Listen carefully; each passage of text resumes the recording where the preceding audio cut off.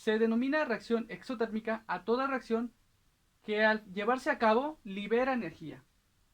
Es decir, que va a tener un cambio de entalpía menor de cero. Entonces, todas las reacciones exotérmicas van a ser aquellas reacciones que al formarse o al realizarse van a liberar energía, ya sea en forma de calor, puede también ser en forma de luz, entre otros. Algunos ejemplos que tenemos de reacciones exotérmicas son, por ejemplo, lo que son la combustión, la oxidación, la neutralización y la hidratación. Por ejemplo, aquí tenemos la combustión, tenemos la combustión de lo que sería el metano con oxígeno. Esta es un ejemplo sencillo de lo que es una reacción exotérmica. Las reacciones de combustión. Otra reacción exotérmica son las oxidaciones. Aquí tenemos, por ejemplo, la oxidación del hierro. Otro tipo de reacciones exotérmicas son las neutralizaciones. Cuando yo tome lo que es una base y un ácido para obtener una sal, este tipo de reacciones también van a liberar energía. Y finalmente, las reacciones de hidratación. Aquí tenemos un ejemplo de la hidratación de óxido de calcio con agua para formar hidróxido de calcio. Entonces, aquí tenemos ejemplos sencillos de lo que son reacciones exotérmicas. Recordemos que las reacciones exotérmicas van a liberar energía al momento de realizarse y esto lo vamos a ver reflejado conociendo la entalpía. Si conocemos la entalpía y esta es menor de cero, hablamos de una reacción exotérmica. Reacciones endotérmicas. Contrariamente a las reacciones exotérmicas, las reacciones endotérmicas requieren energía para poder llevarse a cabo. Eso significa que va a tener un cambio de entalpía mayor a cero. Tenemos algunos ejemplos aquí de reacciones endotérmicas. Por ejemplo, en la electrólisis. La electrólisis para que se lleve a cabo requiere entonces energía en forma de electricidad. Tenemos aquí lo que es la electrólisis del agua, donde al pasar la energía eléctrica, pues tenemos una ruptura. También tenemos una disociación, en este caso tenemos la disociación del cloro. Recordemos aquí que tenemos un valor de entalpía. Vemos aquí que el valor es positivo. Esto significa que esta reacción es endotérmica. También tenemos lo que es la fotosíntesis. La fotosíntesis nosotros sabemos que requerimos agua y dióxido de carbono para poder llevar a cabo la fotosíntesis. Pero también necesitamos añadir luz solar. Es entonces la fotosíntesis un tipo de reacción endotérmica. Otro tipo de reacción endotérmica que tenemos aquí o podemos observar es la del ozono o la producción del ozono. Requerimos entonces oxígeno molecular y requerimos energía. ¿De qué manera se usa esta energía o de qué tipo de energía es? Una luz ultravioleta. Al añadirle energía a este oxígeno molecular, podemos producir lo que es el ozono, que vemos a continuación. Recordemos entonces que las reacciones endotérmicas requieren forzosamente energía para poder llevarse a cabo. Entalpía. Se define la entalpía como el calor absorbido o cedido por un sistema a presión constante. Eso significa que cuando un sistema absorba o ceda calor, siempre y cuando sea presión constante, ese calor lo vamos a considerar como la entalpía. Podemos encontrar también entalpía con esta fórmula, donde la entalpía va a ser U más P por B. ¿Qué significa esto? Que la entalpía también puede ser la energía interna más el producto de la presión por el volumen. Entonces, nuevamente volvemos a encontrar la presión como una parte fundamental para el cálculo de la entalpía. También podemos encontrar la entalpía de la siguiente manera, donde delta H es igual a HF menos HI. ¿Qué significa? Que yo puedo medir el cambio de entalpía en dos momentos diferentes del mismo sistema, siempre y cuando tenga la entalpía final y la entalpía inicial. Recordemos entonces que la entalpía va a ser el calor absorbido o cedido por un sistema a una presión constante. La mayoría de los procesos que nosotros realizamos diariamente son a presión constante. Cuando hablamos de un sistema abierto, el sistema abierto va a estar a una presión atmosférica. Entonces podemos tomar en cuenta eso. Aunque también podríamos trabajar a presión constante en un sistema controlado. Entalpía de formación. Se define la entalpía de formación como el calor absorbido o cedido a presión constante. ¿Qué significa esto? Que cuando se forma un compuesto, este compuesto va a liberar energía al formarse o va a requerir energía para formarse. Ejemplos de calor de formación. Tenemos aquí el calor de formación del agua. Sabemos que el agua se forma con la unión de hidrógeno y oxígeno. En este caso, el agua en estado gaseoso va a liberar 241.8 kJ sobre mol. Hablamos de liberar, ¿por qué? Cuando veamos un signo negativo, significa que el compuesto va a liberar energía, y cuando vemos un signo positivo, el compuesto va a requerir energía. Una vez aclarado esto, volvemos a plantear de que el agua se forma con hidrógeno y oxígeno. Y al formarse el agua va a liberar energía. ¿Cuánto va a liberar? Menos 241.8 kilojoules sobre mol. Otra cosa que hay que recalcar es que el calor de formación o la entalpía de formación cambia según el estado de agregación. Por ejemplo, si hablamos de agua en estado gaseoso, es este valor, y si hablamos de agua en estado líquido, va a ser un valor distinto. En este caso, menos 285.8 kilojoules sobre mol. Otra cosa que que tenemos que tener en cuenta es que cuando hablamos de elementos que se van a encontrar en su forma base, estos van a tener una entalpía de formación de 0. Ejemplos de elementos que se encuentran en su forma base: el oxígeno molecular, el nitrógeno molecular, el hidrógeno molecular y el carbono, pero en su forma base de grafito. También aquí tenemos otro ejemplo donde comparamos el carbono, que es grafito, que tiene una entalpía de 0 kJ sobre mol, y también tenemos el carbono, pero en su forma de diamante.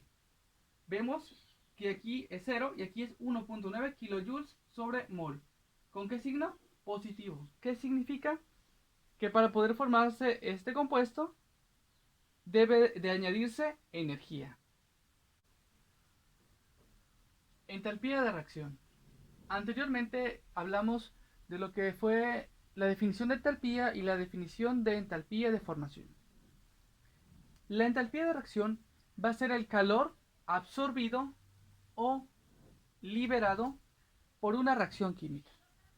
Es decir, cuando yo llevo a cabo una reacción química, esta reacción química puede liberar calor o puede absorber calor. Es decir, puede liberar energía o puede requerir energía para poder llevarse a cabo. Esa es la entalpía de reacción. Tenemos aquí un ejemplo. El ejemplo dice que tenemos metano en estado gaseoso con oxígeno en estado gaseoso, y esto, al reaccionar, me va a dar como producto dióxido de carbono también en estado gaseoso y agua en estado gaseoso. ¿Qué significa esto? Que al llevar a cabo o al realizar esta reacción, esta puede liberar o absorber energía. En este caso, ¿qué pasa? Tiene un signo negativo. ¿Significa que se libera energía al llevarse a cabo esta reacción? Esta energía que se liberó es la entalpía de reacción. Tenemos aquí otro ejemplo. En este otro ejemplo tenemos dióxido de carbono, agua. Estos dos van a reaccionar y van a dar como resultado metano y oxígeno. Obviamente todo esto es en estado gaseoso. Vemos también aquí otra entalpía de reacción, pero esta tiene un valor positivo, es decir, 802 kilojoules sobre mol. ¿Qué significa esto? Que esta reacción, en lugar de liberar energía, va a requerir energía para poder llevarse a cabo. ¿Cómo se calcula la entalpía de reacción? Para poder calcular la entalpía de reacción debemos considerar algunas cosas. Debemos recordar que una reacción química se va a dividir en dos partes fundamentales: lo que son los reactivos y lo que son los productos. Otra cosa que hay que recordar también es que las reacciones químicas deben estar balanceadas. Es decir, debo tener la misma cantidad de átomos de un lado y de otro lado. Es decir, para cada elemento debe cumplirse esta regla. Ahora vamos a calcular la entalpía de reacción. La entalpía de reacción se calcula con la sumatoria de el producto del coeficiente estequiométrico del producto por la entalpía de formación de los productos menos la sumatoria del coeficiente estequiométrico de los reactivos por la entalpía de formación de los reactivos. ¿Qué significa esto? Que dependiendo de la cantidad de reactivos o productos que yo tenga, debo multiplicar su coeficiente estequiométrico por la entalpía de formación de cada uno de ellos. Vamos a ver aquí un ejemplo sencillo. Tenemos esta reacción química, esta reacción ya se encuentra balanceada. ¿Cómo calcularía yo la entalpía de reacción? Va a ser entonces la sumatoria, que es la entalpía de formación por el coeficiente estequiométrico de cada uno de los productos. Por ejemplo, yo tengo aquí el dióxido de carbono, tendría que multiplicar su coeficiente estequiométrico por su entalpía de formación, más la entalpía de formación del agua por el coeficiente estequiométrico del agua.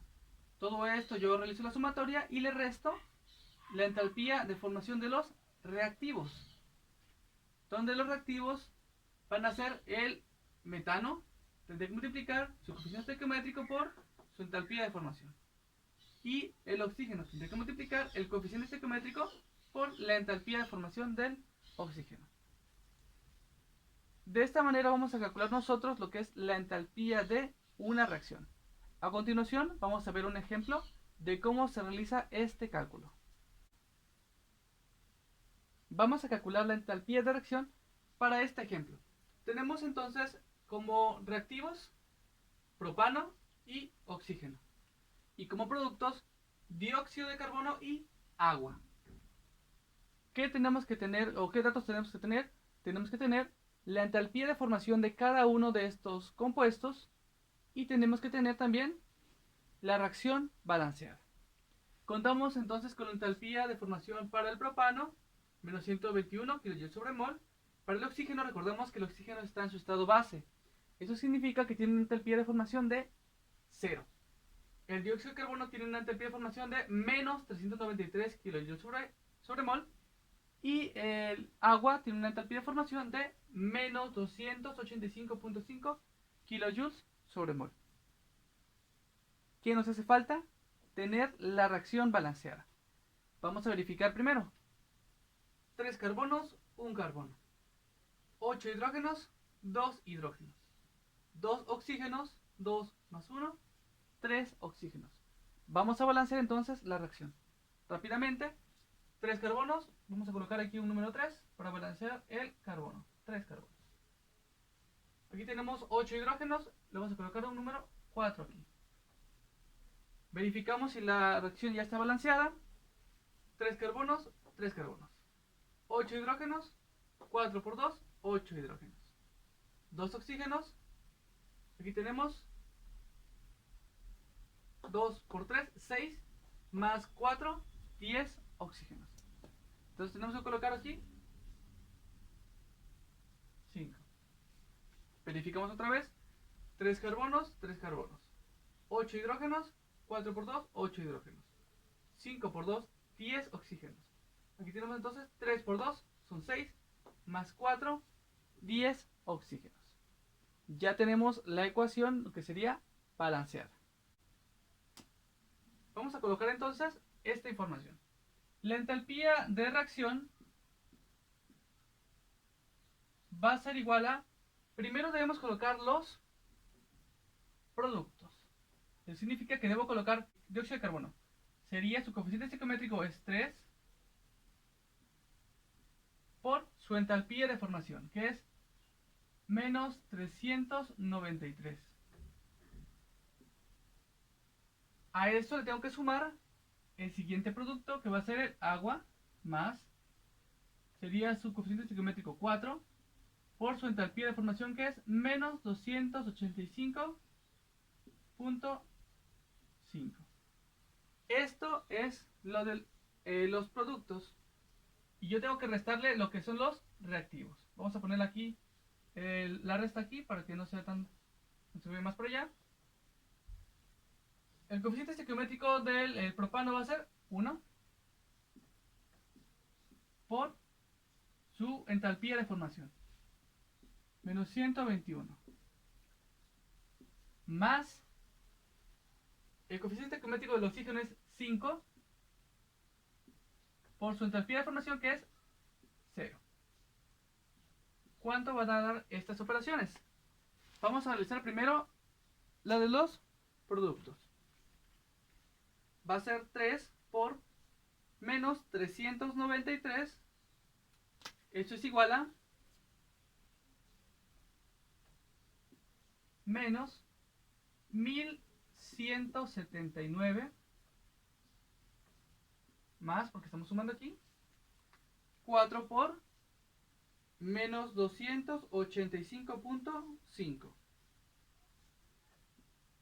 menos 1142. Y tenemos ahora lo que es la de los productos, es decir, la multiplicación de su coeficiente estequiométrico por su entalpía de formación. Vamos a colocar aquí el signo negativo, que es la resta, sería 1 por menos 121. Y obviamente sería esto, menos 121. Aquí sería 5 por 0, 0. Realizamos esta operación otra vez. Va a ser menos 1179 más menos 1142.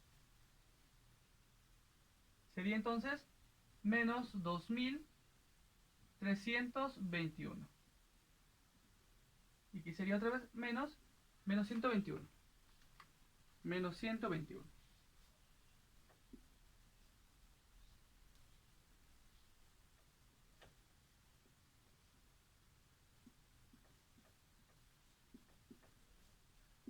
Realizamos esta operación, va a ser menos 2321 menos 121. Y esto va a ser igual a menos 2200. ¿Qué unidades? Kilojoules sobre mol.